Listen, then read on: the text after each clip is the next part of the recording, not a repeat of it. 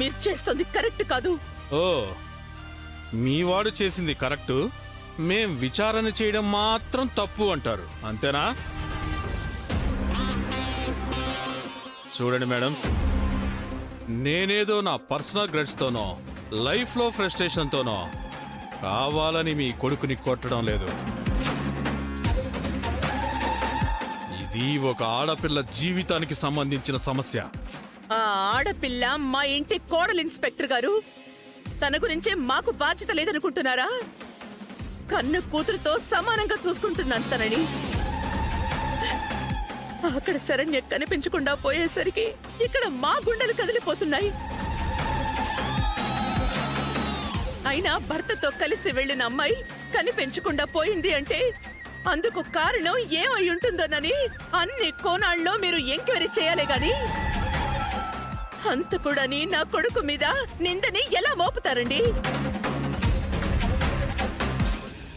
అక్కడ వేరే ఇతర కారణాలేమైనా ఉండొచ్చేమోనని ఆ దిశగా మీరెందుకు విచారణ చేయట్లేదు? చూడండి మేడం, మా డ్యూటీ మేము ఎలా చేయాలో మీరు మాకు చెప్పాల్సిన అవసరం లేదు. మాకు వచ్చిన కంప్లైంట్ ప్రకారం ఆ అమ్మాయికి ప్రమాదం వీడితోనే ఉందని మాకు అర్థమైంది.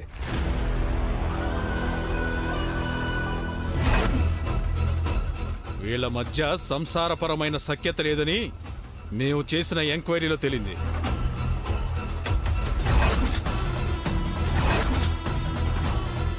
ఈ విషయంలో మేము ఏ దిశగా ఆలోచించినా విలన్ మీ సుపుత్రుడే అని మాకు అర్థమైంది. ఇన్స్పెక్టర్ గారు, మీరు ఏం చేస్తున్నారో ఎవరు ఏం మీతో చెప్పారో నాకు తెలీదు, కానీ నా కొడుకు గురించి నా పెంపకం గురించి నాకు తెలుసు.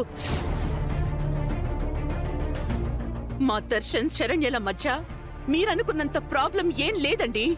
ఇద్దరు కలిసి ఎంతో సంతోషంగా హనీమూన్కి వెళ్లారు. కానీ అక్కడ ఏదో జరుగుంటుంది. అదేంటో నేను తేల్చుకుంటాను. నా కోడలికి ఏమీ అయి ఉండదు. దయచేసి మీరు తొందరపడి నా కొడుకు మీద ఏ యాక్షన్ తీసుకోవద్దు ప్లీజ్.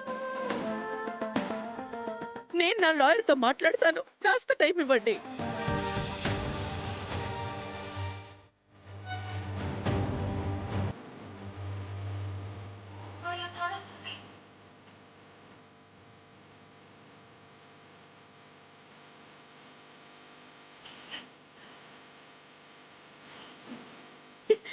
లాయర్ ఫోన్ కలవడం లేదు. మేడం, మీ పద్ధతిలో మీరేం ప్రయత్నిస్తారో ఏమేం తెలుసుకుంటారో తెలుసుకోండి. కానీ మీరు లాయర్కి ఫోన్ చేసినా జడ్జికి ఫోన్ చేసినా మీరు ఎలా నన్ను రిక్వెస్ట్ చేసినా మేము ఇక్కడ ఫాలో అయ్యే పద్ధతి మాత్రం మారదు.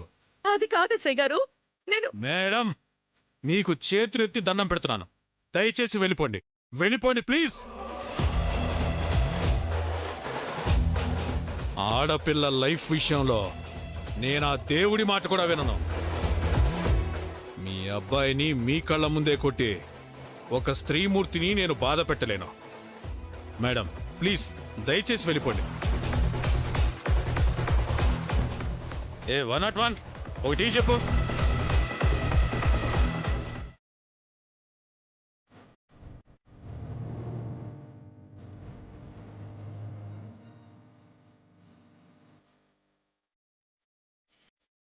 పసివాడి చూస్తుందా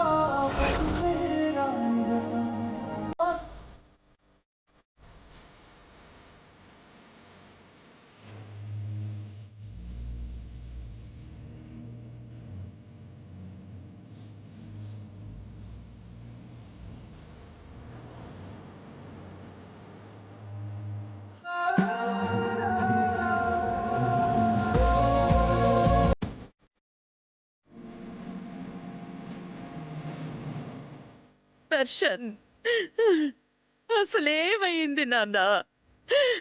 అసలు మీ మధ్య ఏమైనా గొడవ జరిగిందా? ఒక్క మాట చెప్పు నాన్న ప్లీజ్. నువ్వు ఇది రేపు చెప్తేనే కదా ఇది సాల్వ్ అయ్యేది. చెప్పు నాన్న. శరణ్య ఎక్కడికి వెళ్ళింది నాన్న?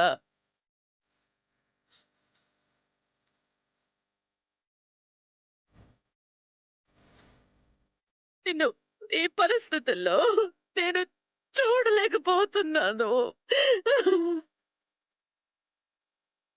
ఒకవైపు కోడలు కనపడకుండా ఉందనే బాధ, నిన్నిలా చూస్తూ మరొక బాధ.